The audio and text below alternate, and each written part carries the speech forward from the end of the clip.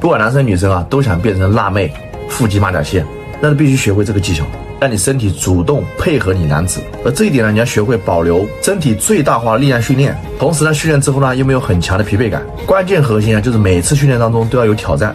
不管是容量或者是重量，切记啊，不是一成不变的。而大多数普通人或者初学者，他只会采用一成不变的训练方式，同时呢，有挑战性的训练呢，练后疲惫感不是很强。达到这样的境界呢，你身体呢就会非常配合你去燃脂。看一下我这位训练学员，从体脂率最初18%到20%左右，之前他的训练方式全部都是一味的压低碳水，从而导致力量大量的流失，训练状态一直不在线，而练后的疲惫感非常大。经过我1对1的指导之后呢，3个月时间，体脂率降低了4个点，再过2个月，他的腹部会更加明显，关键体重只掉了3公斤左右，而力量表现是全方面增长。就拿深蹲、卧推来说，他现在可以90到100来做主，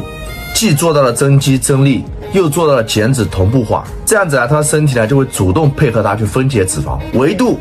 实则是越来越小，但是肉眼看上去是越来越大。而做到这一点，就需要你。那么第一点核心呢，就是饮食的总热量要合理的设计好，并且更多的碳水呢要放在训练前3到4小时吃完，这样你训练当中的泵感和强度才会持续在线。而练后那一顿碳水呢，1拳头就可以了。我一直有强调，训练后那顿饭其实没有训练前那顿饭更加重要。而且碳水前置这样的设计好处呢，可以帮助到你训练当中肌糖原满格，而且泵感它是和肌糖原满不满格有很大关系的。关键是肌糖原满的情况下，你训练之后疲惫感不是很强，身体状况会非常舒服，这是达到了我前面所讲的主动配合你身体去自动燃脂。所以别再一味的压低碳水，特别是训练前那一顿碳水非常重要。如果说你没有重视训练前那顿碳水，那你的训练容量和训练状态都非常差，这个我也反复试验过的，而且你自然消耗会大幅度的减少，训练中更容易感到累。这样的状态对于初学者或者刚开始减肥的肯定是一个很大的平台期，搞到后面又苦又累，体脂率呢还那么高，很容易呢就会选择放弃。所以一定要科学系统化的去学习力量训练和系统饮食，少走弯路才是最高效的。那你看到就是我线上改变学员的过程，如果你也想跟他们一样有个很明显的改变的话，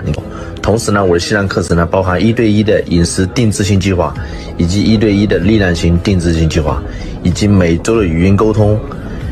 语音沟通算是环节里面是非常非常重要的，我觉得如果没有语音沟通这环节呢，我相信我的线上学员也不可能改变那么快。